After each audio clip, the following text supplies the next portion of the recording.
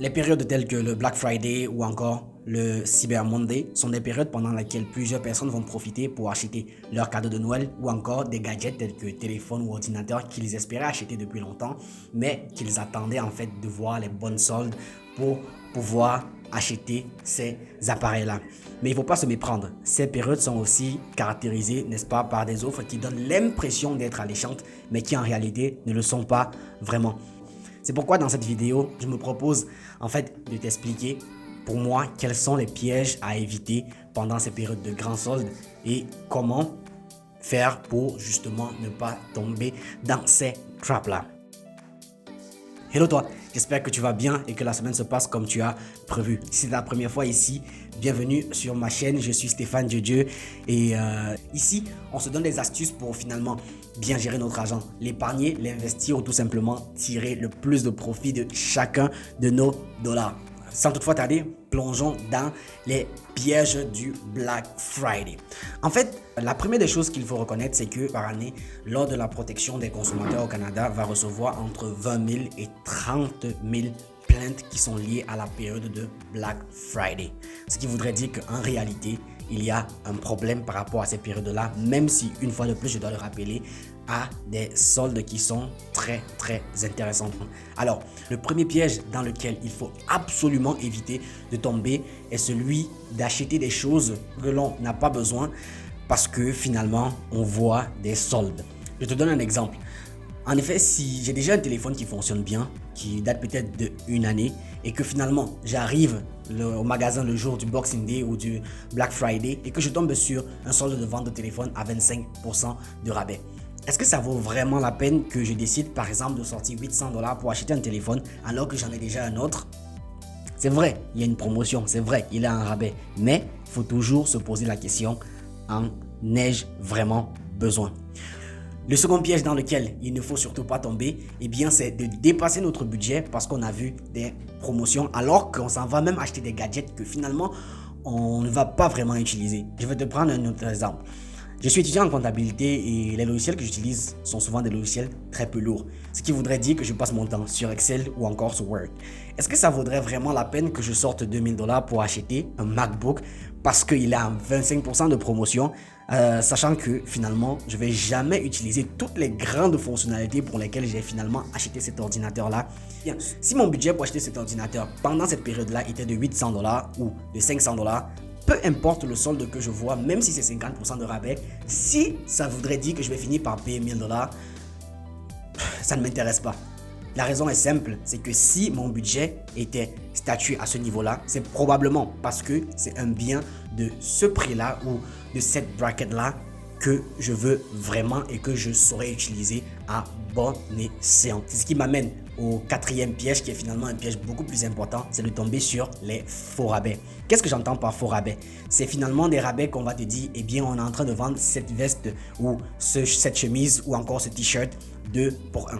En réalité, il y a des magasins qui ont été poursuivis pour avoir doublé le prix d'un article pour pendant ces périodes-là faire ou donner l'impression qu'ils sont en train de faire du 2 pour 1. Et finalement, le quatrième piège dans lequel il ne faut surtout pas tomber, c'est celui de ne pas lire les conditions qui sont liées à l'achat et au retour d'un bien en particulier. Pendant les périodes comme celle-là, c'est de l'euphorie. On a envie d'acheter plein de choses et on ne sait finalement pas si on a vraiment besoin de ça ou si un jour on va l'utiliser. Et deux fois quand on va acheter ces choses et qu'on arrive à la maison, eh bien on se rend compte que finalement on n'a plus besoin de, je ne sais pas, cette quatrième paire de chaussures qu'on a acheté le même jour. On n'a plus besoin de cette huitième montre qu'on a chez soi et on veut la retourner. Mais si on n'a pas lu la procédure, il faut se rappeler une chose. C'est vrai que les magasins ont l'obligation de retourner les biens qui sont en mauvais état. Mais si tu changes parce que eh bien, tu n'as plus envie de ce bien-là, eh bien, il peut y avoir une politique du magasin qui veut tout simplement que c'était vente finale. Ou encore, ce bien que tu as acheté là, la seule façon de te retourner, c'est de te donner des points en achat dans ce magasin-là. Tu n'as peut-être pas besoin des points de ce magasin. Donc, avant d'acheter un truc dans un magasin précis, rassure-toi que tu as lu la politique de retour de ce magasin. Rappelle-toi, je l'ai dit, ce sont des périodes d'euphorie dont on va acheter des choses dont on n'a pas forcément besoin. Maintenant, une fois que nous avons parlé des pièges qui sont liés à ces périodes de grandes soldes-là, comment éviter ces pièges? La première des choses pour moi, c'est de planifier. Qu'est-ce que j'entends par planifier? C'est de faire la différence entre ce dont tu as besoin et ce que tu veux, mais surtout, te projeter dans les choses que tu veux acheter et écrire quel est le réel prix de ce bien-là avant les soldes. Pourquoi est-ce que je dis ça? Comme je t'ai expliqué précédemment, eh bien, il y a des magasins qui vont doubler les prix pour après te dire qu'on est en train de faire du 2 pour 1.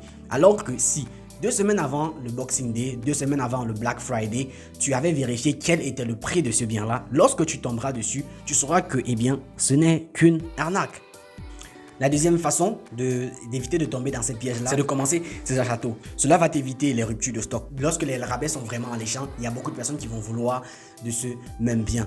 Et alors qu'il y a des magasins comme, je ne sais pas, comme Best Buy qui vont faire leur solde pendant à peu près 3 semaines. Si tu commences tôt, ça va aussi te donner le temps. Non pas seulement de profiter de ces rabais qui sont vraiment importants et qui ont du sens pour toi, mais aussi tu vas pouvoir réellement réfléchis pour savoir si tu as vraiment envie d'acheter cette chose-là et non pas attendre le dernier jour et être dans l'urgence du fait que le solde est en train de finir pour finalement acheter un bien que tu ne veux pas ou qui ne te servira à rien. La troisième astuce qui finalement marche encore davantage dans cette période de Covid où on est obligé d'être à la maison, c'est de privilégier les achats en ligne ou le magasinage en ligne par rapport au magasinage en magasin.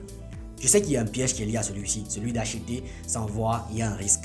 Mais je préfère acheter ou magasiner en ligne pour une raison qui est simple. Tu peux comparer les prix à temps réel des biens.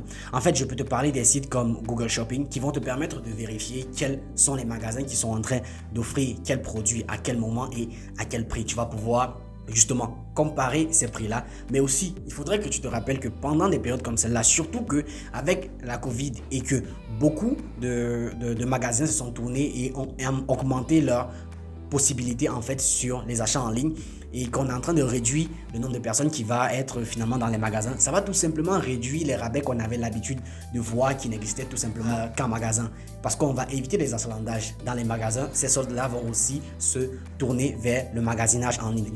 L'autre raison étant que pendant des périodes comme celle-ci, il y a des magasins qui vont vouloir concurrencer, n'est-ce pas, quels sont les soldes que leur concurrence est en train de mettre sur le marché. Je sais pas, parce que Walmart a vu un balai qui se vend à $10. Maxi finalement décide de réduire sa part de prix pour s'assurer qu'il bat ce prix-là. L'autre raison pour laquelle je privilégie les achats en ligne, c'est finalement tu peux prendre la peine aussi de vérifier quelles sont les variations historiques des biens que tu veux acheter. Il existe un site qu'on appelle camel.com sur lequel tu peux aller vérifier quels sont les prix historiques des biens que tu veux acheter sur Amazon. Supposons que je vais acheter un micro par exemple.